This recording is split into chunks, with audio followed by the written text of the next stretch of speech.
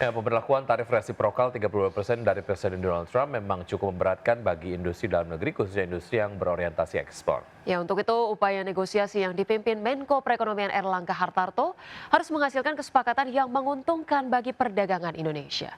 Ketua Komisi 7 DPR RI Saleh Pertaunan Daulay menilai meski pemerintah tengah melakukan negosiasi dengan US Secretary of Commerce dan United States Trade Representative, Indonesia harus mampu membuka akses perluasan pasar ekspor di luar pasar Amerika Serikat.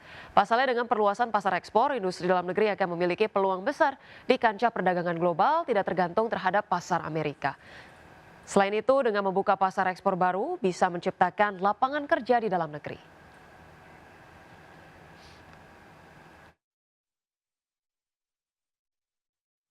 Memang ada beberapa produk yang dibuat di Indonesia itu diperdagangkan di luar negeri, ya, terutama salah satunya adalah ke Amerika.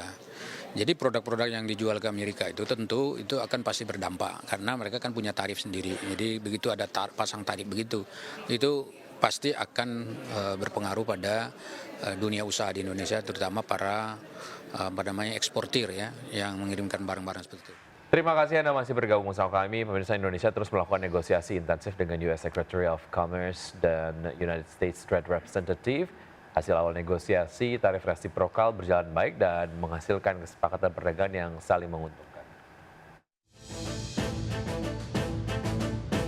Menteri Koordinator Bidang Perekonomian Erlangga Hartarto melaksanakan pertemuan dengan US Secretary of Commerce Howard Lutnick dan United States Trade Representative Jamieson Greer. Delegasi Indonesia menjadi salah satu negara pertama yang diterima oleh pemerintah Amerika Serikat untuk membahas kelanjutan kesepakatan tarif. Hal ini mencerminkan kuatnya komitmen kedua negara untuk menjaga stabilitas hubungan dagang. Dalam pertemuan tersebut, Menko Erlangga menyampaikan apresiasi atas proses negosiasi yang selama ini berjalan konstruktif dengan pihak Amerika Serikat. Perundingan mencakup isu tarif, hambatan non-tarif, ekonomi digital, keamanan ekonomi, serta kerjasama komersial dan investasi.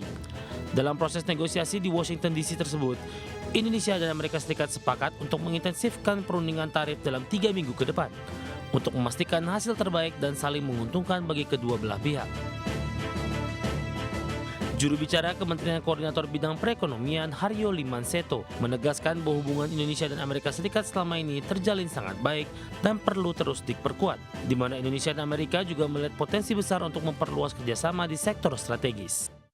Kehadiran Pak Menko di sana untuk bertemu dengan pihak-pihak yang selama ini bernegosiasi itu merupakan respon dari pemerintah Indonesia terhadap surat yang disampaikan pemerintah AS kepada pemerintah Indonesia. Karena dari surat tersebut kami melihat masih tersedia ruang untuk merespon. Dan dijadwalkan juga baru dimulai tanggal 1 Agustus. Jadi pemerintah Indonesia dalam hal ini akan mengoptimalkan kesempatan yang tersedia demi kepentingan nasional ke depan. Selanjutnya, Indonesia akan melanjutkan negosiasi dengan Amerika dengan itikat baik dan memastikan bahwa kerjasama yang terjalin mampu memberikan manfaat yang nyata bagi kedua negara. Dari Jakarta, Tim Liputan ADX Channel. Pemirsa, negosiasi Menteri Koordinator Erlangga Hartarto dengan US Secretary of Commerce dan United States Trade Representative berjalan dengan lancar. Ya, Indonesia dan Amerika Serikat sepakat untuk memperkuat perdagangan yang saling menguntungkan. Jabat tangan antara Menteri Koordinator Bidang Perekonomian Erlangga Hartarto dan United States Trade Representative Jamieson Greer serta US Secretary of Commerce Howard Lutnick menyiratkan sebuah keputusan negosiasi yang berjalan lancar. Terlihat baik Erlangga maupun Sekretari Lutnick dan Ambasador Greer tersenyum lebar usai pembicaraan serius mengenai tarif resiprokal 32% yang dikenakan kepada Indonesia. Dalam negosiasi lanjutan ini, Indonesia dan Amerika Serikat telah sepakat untuk mengoptimalkan waktu beberapa pekan ke depan untuk secara insentif melanjutkan proses perundingan kebijakan tarif perdagangan ini. Dengan prinsip saling menghormati penawaran dan permintaan dari masing-masing pihak, proses negosiasi ini bertujuan memperkuat kerjasama perdagangan dan investasi antara Indonesia dan Amerika. Kedua pihak yakin bahwa kerjasama dan kesepakatan ini akan mampu memberikan manfaat positif dan konkret bagi perekonomian kedua negara. Berbagai sumber, IDEX Channel. Iya, baik. Wiki dan juga pemirsa, kita akan terlebih dahulu melihat bagaimana update perdagangan di pasar modal pada pagi hari ini setelah IHSG menembus 7 ribuan. Tadi dikatakan oleh di talk show gitu ya, oleh Mbak Sulis, proyeksinya akan sangat positif untuk hari ini. Kita akan lihat terlebih dahulu di layar televisi ya, sejauh ini IHSG sudah bergerak, penguatannya seperti apa. Nah, ini IHSG tampak menguat 0,49% ke 7.040-an ya.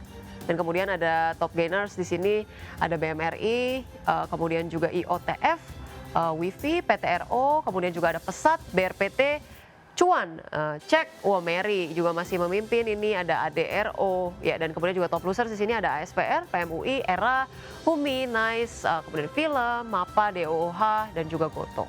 Baik, pergerakan sektoral, sektor infrastruktur sejauh ini memimpin penguatan dengan penguatan 1,82%, disusul oleh basic industries, kemudian juga sektor keuangan. Kemarin juga menjadi salah satu sektor yang memimpin penguatan di penutupan IHSG di sesi 2. Kemudian ada sektor kesehatan dan juga teknologi dan juga cyclic yang mengalami pelemahan sejauh ini, dengan sektor cyclical yang melemah paling signifikan.